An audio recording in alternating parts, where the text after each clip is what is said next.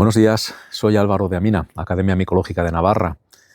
Bueno, pues como seguimos en invierno, he venido al monte y cuesta encontrar especies diferentes, especies nuevas, pues he pensado en hablaros de una especie que todo el mundo conocéis, un hongo con el que convivimos habitualmente, prácticamente a diario, que es el Penicillium roqueforti. Sí, es el hongo que transforma el queso de oveja en el que conocemos como queso Roquefort. Bueno, de oveja o de lo que sea, ¿no? Pues cada uno lo hará como le parezca, con el queso que le parezca. Pero bueno, la leyenda cuenta que en la región de Roquefort de Francia, en unas montañas, un pastor dejó por descuido su almuerzo, que consistía en pan de centeno y queso de oveja, lo dejó por descuido dentro de una cueva. Es una cueva que se da en esas montañas calcáreas que tienen una serie de grietas, se llaman los florín, y por esas grietas pues entra aire, entonces es una cueva muy oxigenada por dentro porque hay unas corrientes enormes de aire. Esa cueva también le da una temperatura súper estable al entorno, que es entre los 8 y los 12 grados, y le da una humedad que está por encima del 95%. Entonces son las condiciones ideales para que se dé este hongo.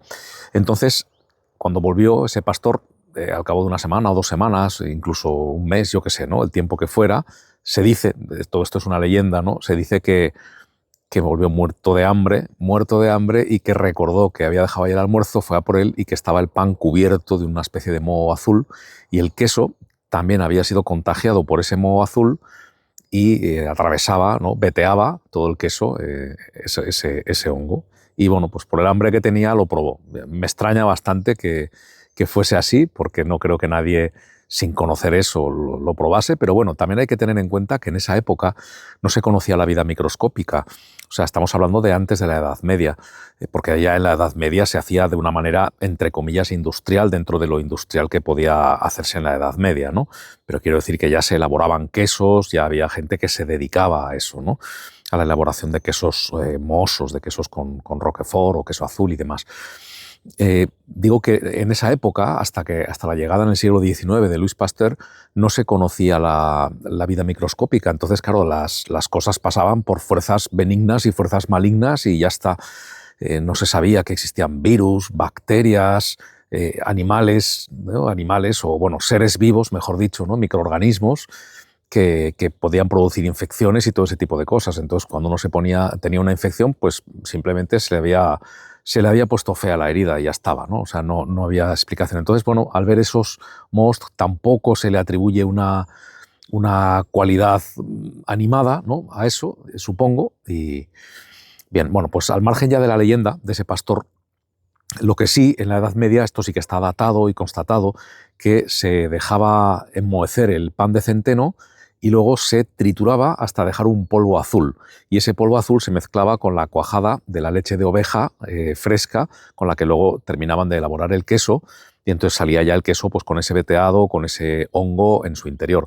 Si os fijáis, en un queso Roquefort ese hongo no solamente es azul, sino que hay una oquedad, hay como pequeños agujeritos, ¿no? En las zonas donde está más azul, donde está más el hongo, es porque es absolutamente aerobio. Este hongo necesita oxígeno. Esto es una de las razones también por las que los florín, esas grietas de esas montañas, de esas cuevas de Roquefort, iban estupendamente para la elaboración de ese queso, ¿no?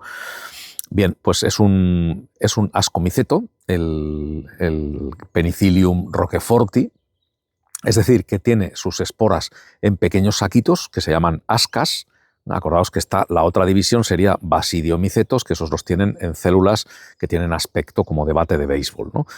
Que se llaman basidios. En este caso son ascas. Y es un hongo como en ramillete, crece en ramillete, bueno, lo podéis ver en las fotografías. Incluso si en casa tenéis un microscopio o un macro de una cámara fotográfica que sea un poco potente, pues también podríais llegar a verlo. O sea, no es microscópico, simplemente es muy pequeño.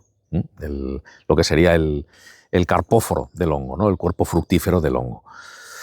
Bueno, pues esta es la historia un poco del Penicillium roqueforti. Roqueforti en latín quiere decir de Roquefort, ¿no? Entonces se le llamó así por el origen, la zona donde se origina este hongo, donde se descubre por primera vez este hongo. el Penicillium de Roquefort, Penicillium roqueforti. Bueno, pues espero que os haya gustado esta historia y muchísimas gracias por haber visto el vídeo hasta el final. Os recuerdo también, antes de que se me olvide, el curso de fotografía. Quedan, ahora no recuerdo si 1 o 2 plazas. Digo, por si alguien lo estaba dudando, pues que se dé prisa porque es a finales de abril, pero ya lo tenemos prácticamente lleno. Así que nada, como decía, muchas gracias por haber visto el vídeo hasta el final. Un saludo a todos y no olvidéis que para evitar una intoxicación siempre el mejor método es una buena formación y que si es con amina, mucho mejor.